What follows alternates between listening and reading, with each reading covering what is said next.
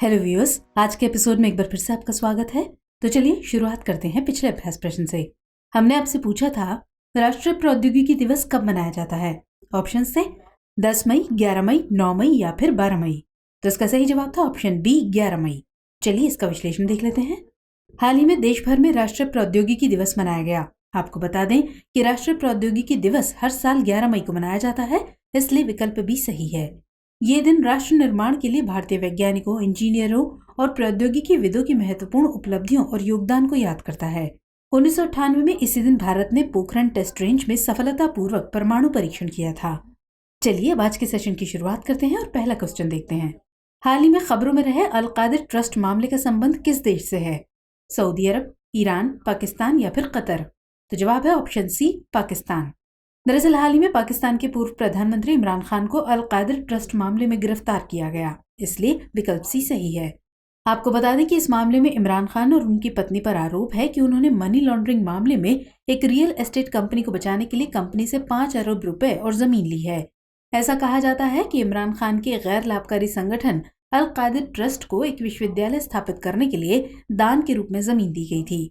इससे पाकिस्तान के राष्ट्रीय खजाने को 190 मिलियन पाउंड का नुकसान हुआ था। चलिए नेक्स्ट क्वेश्चन। प्रवर्तन निदेशालय यानी ईडी के बारे में निम्नलिखित कथनों पर विचार कीजिए।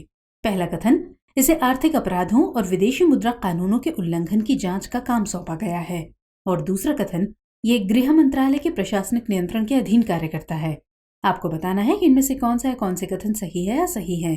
केवल एक, केवल दो, एक और दो दोनों, या फिर ना तो एक और ना ही दो। तो सही जवाब है ऑप्शन ए, केवल एक।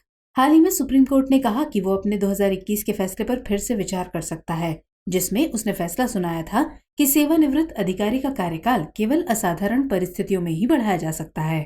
2021 का ये मामला प्रवर्तन निदेशालय यानी ईडी के निदेशक संजय कुमार मिश्रा की नियुक्ति से जुड़ा था। आपको बता दें कि प्रवर्तन निदेशालय या ईडी एक बहुअनुशासनात्मक संगठन है। ये आर्थिक अपराधों और विदेशी मुद्रा कानूनों के उल्लंघन की जांच करता है, इसलिए कथन एक सही है। ये वित्त मंत्रालय के प्रशासनिक नियंत्रण में कार्य करता है, इसलिए कथन 2 सही नहीं है। तो इस प्रकार विकल्प ए सही उत्तर है। चलिए अगला सवाल। निम्नलिखित में से कौन सा शहर 1857 के विद्रोह का केंद्र नहीं था? अयोध्या, आगरा, दिल्ली या फिर कानपुर? जवाब है ऑप्शन बी, आगरा। दरअसल बीते 10 मई को 1857 के विद्रोह की वर्षगांठ मनाई गई। आपको बता दें कि 1857 का विद्रोह ब्रिटिश औपनिवेशिक सरकार के खिलाफ उत्तरी और मध्य भारत में एक सशस्त्र विद्रोह था। इसे सिपाही विद्रोह या भारत का प्रथम स्वतंत्रता संग्राम भी कहा जाता है। ये मेरठ में ब्रिटिश ईस्ट इंडिया कंपनी की सेना के सिपाहियों के विद्रोह के रूप में शुरू हुआ था। इस विद्रोह के प्रमुख केंद्र और उनके नेतृत्वकर्ता इस प्रकार थे: दिल्ली जनरल बख्त खान, कानपुर नाना साहेब, अयोध्या या फैजाबाद मौलवी अहमदुल्ला खान, आरा कुंवर सिंह, लखनऊ बेगम हजरत महल और झांसी रानी लक्ष्मीबाई। जबकि आगरा 1857 के विद्रोह का केंद्र नहीं था, इसलिए विकल्प भी सही है। चलिए नेक्स्ट सवाल। अरब लीग के संबंध में निम्नलिखित कथनों पर विचार कीजिए। 1. इसका गठन 1960 के दशक में दूसरे अरब इजराइल युद्ध की समाप्ति के बाद हुआ था। और 2. इस लीग में सदस्य के रूप में 30 से अधिक देश शामिल हैं। आपको बताना है कि इनमें से कौन से कथन सही है या सही है। केवल एक, केवल दो, एक और दो दोनों, या फिर ना तो एक और ना ही दो? तो सही जवाब होगा ऑप्शन डी, ना तो एक और ना ही दो। हाल ही में अरब लीग ने लगभग एक दशक के लंबे निलंबन के बाद सीरिया की सदस्यता बहाल कर दी। गौरतलब है कि अरब लीग मध्य पूर्व और अफ्रीका के कुछ हिस्सों में अरब राज्यों का क्षेत्रीय संगठन है। इसे लीग ऑफ अरब स्टेट्स यानी LAS भी कहा जाता है। इसका गठन काहिरा में 22 मार्च 1945 को अखिल अरबवाद या पैन अरबिज्म के परिणाम स्वरूप किया गया था, इसलिए कथन एक सही है। इसके संस्थापक सदस्य मिस्र, Syria, Lebanon, Iraq, Transjordan, अब जॉर्डन, सऊदी अरब और यमन थे। बाद में इसकी सदस्यता का विस्तार किया गया, जिसमें वर्तमान समय में 22 देश सदस्य के रूप में शामिल हैं, इसलिए कथन 2 सही नहीं है। ये लीग बहुमत के आधार पर निर्णय लेती है, लेकिन सदस्यों को प्रस्तावों का पालन करने हेतु बाध्य करने के लिए कोई तंत्र नहीं है। इस प्रकार विकल्प डी सही उत्तर है। चलिए आगे बढ़ते हैं। निम्नलिखित युग्मों पर विचार कीजिए। यहाँ 2 युग्म दिए गए हैं। बाईं ओर कुछ बंदरगाह हैं और दाईं ओर उनसे संबंधित देश हैं। तो पहला युग्म है 1. Sittwe Myanmar, 2. Chabahar Iran, 3. Hambantota Sri Lanka और 4. चटगांव ओमान। आपको बताना है कि इनमें से कौन से युग्म सुमेलित हैं। ऑप्शंस है ए केवल 1 और 2, बी केवल 1, 3 और 4, सी केवल 1, 2 और 3, या फिर डी 1, 2, 3 और 4। तो सही जवाब है ऑप्शन सी, केवल 1, 2 और 3। हाल ही में केंद्रीय मंत्री सर्बानंद सोनोवाल और म्यांमार के उप प्रधानमंत्री ने संयुक्त रूप से म्यांमार के रखाइन प्रांत में सितवे बंदरगाह का उद्घाटन किया, इसलिए युग्म 1 सुमेलित है। आपको बता दें कि चाबहार ईरान में स्थित एक बंदरगाह है, इसलिए युग्म 2 भी सुमेलित है, जबकि हम्बनटोटा बंदरगाह श्रीलंका में है, इसलिए युग्म 3 भी सुमेलित हुआ। वहीं चटगांव बंदरगाह बांग्लादेश में स्थित है, इसलिए युग्म 4 सुमेलित नहीं है, तो इस प्रकार विकल्प सी सही उत्तर है। चलिए next question. Bandhavgarh tiger reserve कहाँ स्थित है? उत्तराखंड में, मध्य प्रदेश में, उत्तर प्रदेश में या फिर कर्नाटक में? जवाब है ऑप्शन बी, मध्य प्रदेश। हाल ही में कुछ जीवों के स्थानांतरण के संबंध में बांधवगढ़ टाइगर रिजर्व खबरों में रहा। आपको बता दें कि बांधवगढ़ टाइगर रिजर्व मध्य प्रदेश के उमरिया और कटनी जिलों में पूर्वी सतपुड़ा पहाड़ी श्रृंखला में स्थित है, इसलिए विकल्प भी सही है। इस टाइगर रिजर्व को 1968 में राष्ट्रीय उद्यान के रूप में अधिसूचित किया गया था।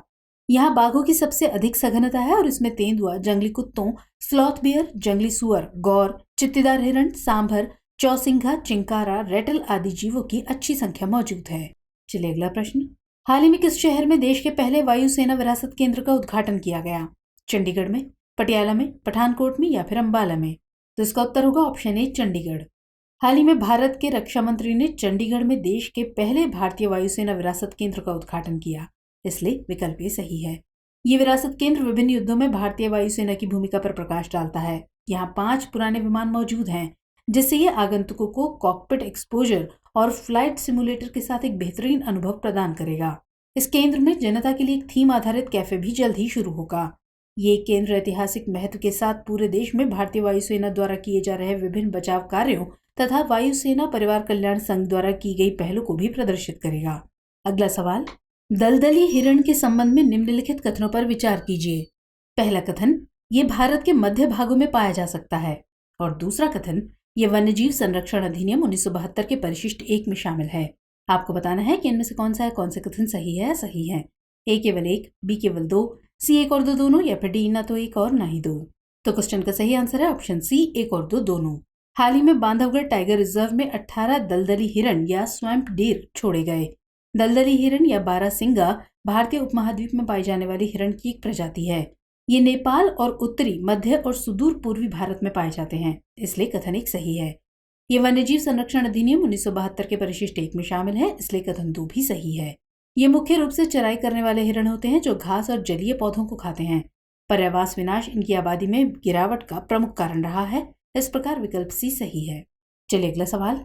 पोषण भी पढ़ाई भी कार्यक्रम किस मंत्रालय से संबंधित है?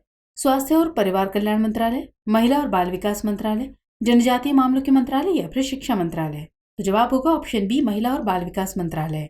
हाल ही में महिला एवं बाल विकास मंत्रालय ने पोषण भी पढ़ाई भी नामक राष्ट्रीय कार्यक्रम का आयोजन किया, इसलिए विकल्प बी सही है।